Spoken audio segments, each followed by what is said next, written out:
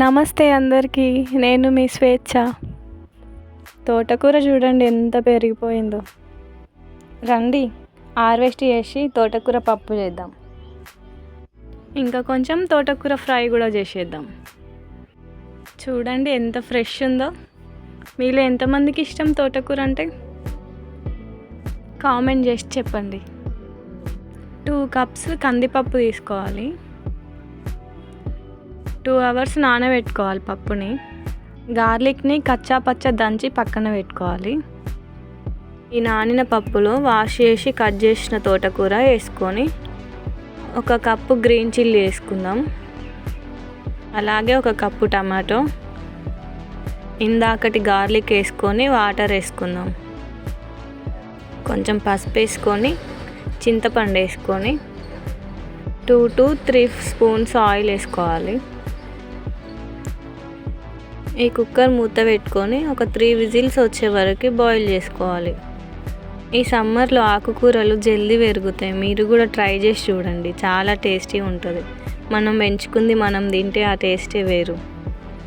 మన పప్పు బాయిల్ అయిపోయింది. దీంట్లో టేస్ట్కి సరిపడా సాల్ట్ వేసుకొని దీన్ని మెత్తగా రుబ్బుకోవాలి. ఈ పప్పుని పోపు పెట్టేసుకుంటే అమ్మమ్మ స్టైల్లో తోటకూర పప్పు రెడీ అయినట్టే. స్మెల్ అయితే మంచిగా వస్తుంది.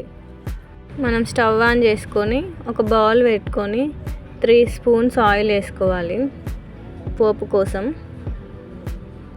ఒక 3 గార్లిక్ తీసుకొని వేడైన ఆయిల్ వేసేసుకుందాం. ఇంకా ఎండుమిర్చి కూడా వేసేసుకుందాం. ఇంకా దీంట్లో 1 స్పూన్ జీలకర్ర ఆవాలు వేసేసుకుందాం. ఇప్పటికే మంచి స్మెల్ వస్తుంది నాకు. కొంచెం జాగ్రత్తగా వేయండి, లేకపోతే కళ్ళలో పడతాయి అవి. దీంట్లో కరివేపాకు వేసుకుందాం. చూడండి ఎట్లా వేగుతున్నాయో. కొంచెం పసుపు వేసేసుకొని కలుపుకుందాం. దీన్ని మన పప్పులో వేసేసుకుందాం. పప్పులో వేసుకొని కలిపేసుకుంటే అయిపోయినట్టే.